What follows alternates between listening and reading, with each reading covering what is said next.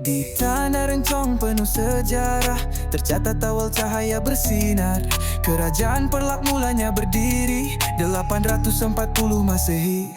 Lanjut ke Samudra Pasai Jaya, Raja Malikus Saleh bijak dan mulia. Islam menyebar ke seluruh Nusantara, lewat pelabuhan dagang pun sentosa. Aceh, oh Aceh, tanah para raja. Serambi Mekah, harum namanya.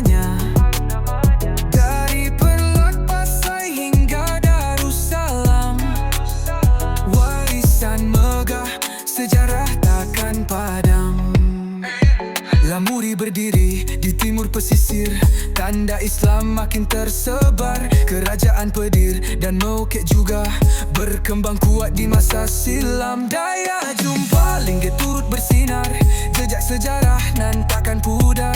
Trumun megah di ujung selatan, kenegerian yang punya peran. Kerajaan Tamiang dan Daya pun ada, mengukir kisah di Nusa tercinta. Lalu muncul Aceh, Darussalam Jaya, di bawah Sultan Iskandar Muda. Aceh, oh Aceh, tanah para raja.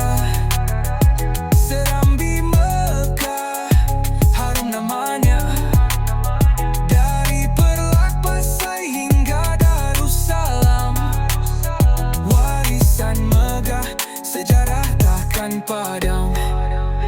Penjajah datang silih berganti, tapi rakyat Aceh tetap berani. Hingga akhirnya dengan tipu daya, Aceh jatuh ke dalam Indonesia.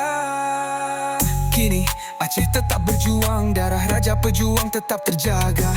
Dari Perlak hingga Darussalam, namamu harum sepanjang zaman.